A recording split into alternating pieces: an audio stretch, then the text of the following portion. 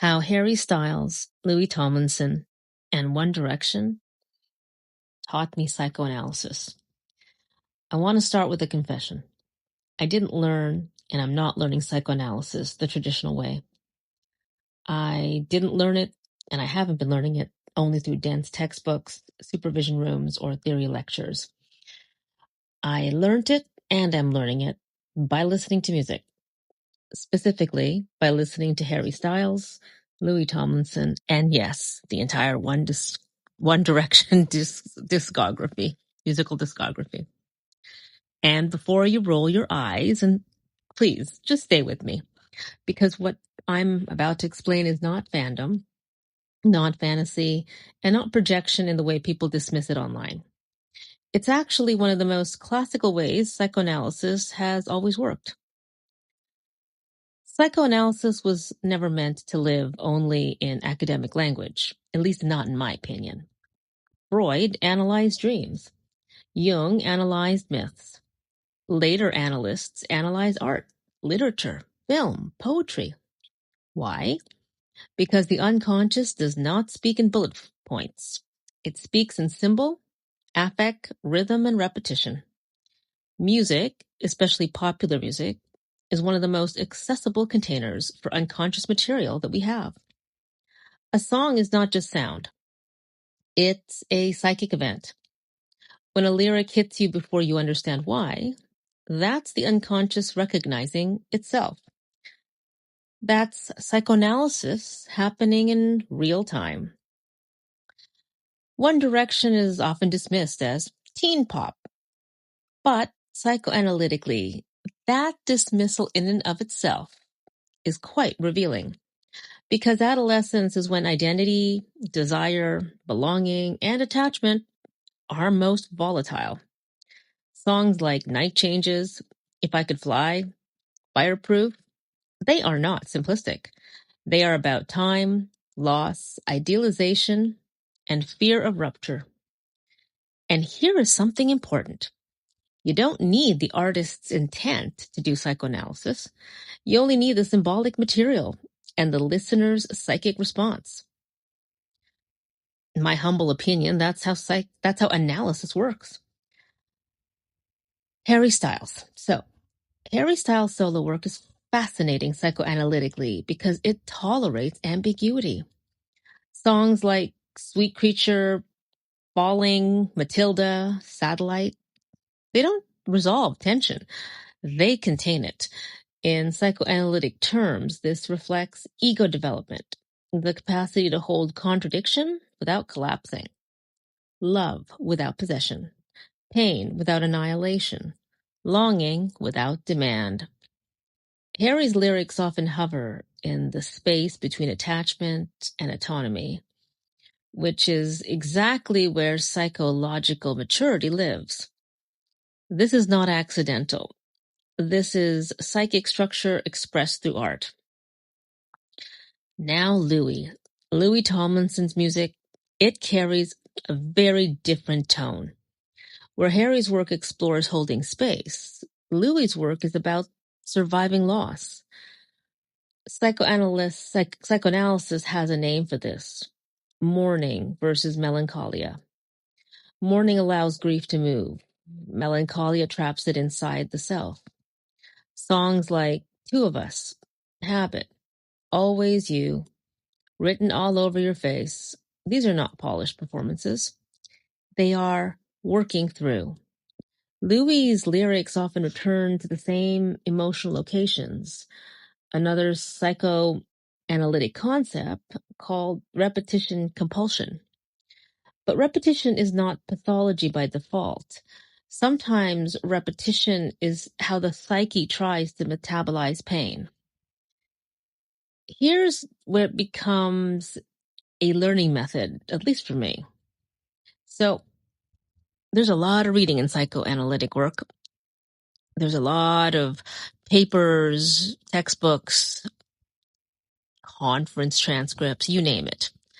So, there's only 24 hours in a day, right? And plus, most of us got a lot of other things going on. And this is how learning theory through songs came to be. So I would take one song, just one, and listen to it as if it were a clinical vignette. I'd ponder the following questions. What is the emotional position? Where is the desire located? What is being defended against? What cannot yet be spoken? Suddenly, psychoanalytic theory stopped being abstract. Bion's ideas about containment, Winnicott's true self and false self, object relations, internalized others living inside us. They all became audible. Music became a training ground for listening. So what I would do is I would take a song from Harry, such as Matilda, or Watermelon Sugar, or Treat People with Kindness. And then I would pick a psychoanalyst's theory, like Bion, Klein, Freud, and I would look at, in a brainstorm, look at how I could understand or interpret the song, not assert what it means and make a definitive position, because only Harry knows what he was writing about. And I would say, let's interpret this track through the psychoanalytic lens of such and such psychoanalyst, and how would the core concepts be taught by tracking the lyrics and what they're saying. So it's kind of like learning language. Apparently people learn language faster when you combine music, right? Like Ferrajaka. People learn their vocabulary faster when they sing Ferrajaka, the French song. Okay, so that's how I found a way to enjoy something relaxing like the music while learning at the same time and not falling behind. So let's see. So in the greater zeitgeist right now, mental health culture, for some, they say it might be shifting if you follow what's trending, what seems to be buzzwords, what seems to be the dominant terms in the general conversation in public spaces. So people are tired, it seems, of surface level positivity. They want depth, meaning, and emotional truth. And I think, in my humble opinion, that's why psychoanalysis is quietly resurging, especially on social media. And in all that, in the spirit of that, maybe that's why music analysis resonates, and how music as a metaphor has been such a helpful study aid.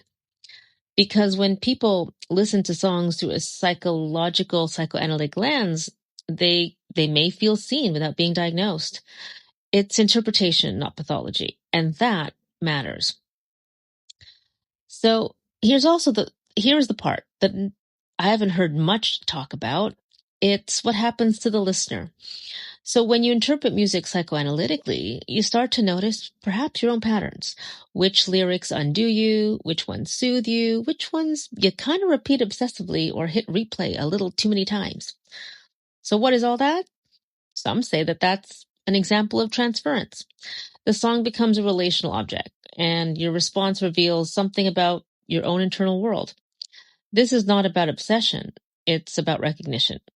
Music gives the psyche a place to land. So no, I did not learn psychoanalysis instead of formal training. I've been learning it alongside it. So music, as a fan appreciator, it trained my ear before theory trained my language, I guess, is how I like to say it. And Harry Styles, in the end, taught me ambiguity. Louis Tomlinson taught me the concepts of mourning and melancholia. And of course, the ever phenomenal One Direction taught me collective identity and loss long after I finished grad school at a whole new level. And psychoanalysis taught me, and is still teaching me, how to listen without judgment. That combination has helped change how I think. We're always ever growing. We're always ever evolving. At least I hope we are. At least I hope I am. So it's shifted how I think, how I feel, maybe how I apply all this knowledge in multiple domains of my life. So anyway, if this study aid, how I studied psychoanalysis by listening to Harry and Louis and One Direction resonated with you, if you've ever felt understood by a song before you maybe fully understood a part of yourself, then you already know what psychoanalysis feels like. You just may not have a name for it, or at least you may have not had a name for it yet, but the name came. So for those who are visual learners, it is having symbols and a visual guide to remember concepts mnemonically. For those of us who learn by hearing, it's hearing the articulation and the enunciation as concepts are mapped through auditory language. And then the infusion of music and the play of metaphor, that helps remember the concepts.